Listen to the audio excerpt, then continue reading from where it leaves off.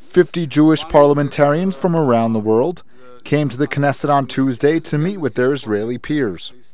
The lawmakers had come with the intention of helping Israel with its diplomatic efforts, but what they got was a lesson in Israeli politics. It's really great to meet other Jewish parliamentarians from across the world, and it's also a great opportunity to meet with members of the Knesset from all political parties and for us to better understand what's going on here in Israel, what's going on in the region, what the forthcoming challenges are. We've obviously got the vote that is expected at the UN, and so that we're equipped with the best information so we can fight those challenges that we find in our own countries. The parliamentarians were in Israel as part of a program organized by the World Jewish Congress.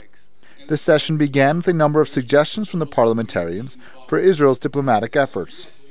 British members of parliament Ruth Deitch and Luciana Berger both complained that previous Israeli ambassadors to the UK and other European countries have done a bad job at representing Israel.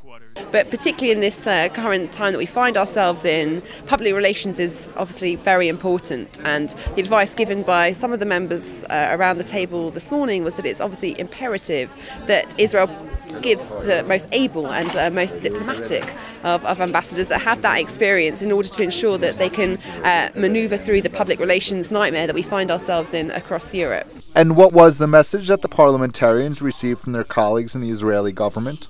Deputy Minister Moshe Ya'alon told them that political solutions and peace negotiations with the Palestinians should be put on hold until the situation on the ground is improved.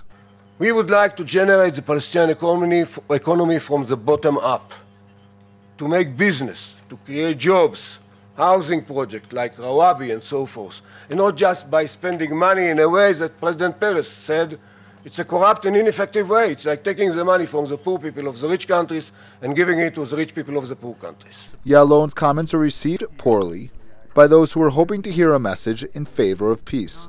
If you would count the possibilities of things that could go wrong, absent the Messiah coming tomorrow, the number of things that can go wrong greatly outnumber the things that can go right. Every business person knows that if you're negotiating a deal and you're at your strongest and the adversaries are at their weakest, cut your deal. With all of that stated, why would you want to slow down the process?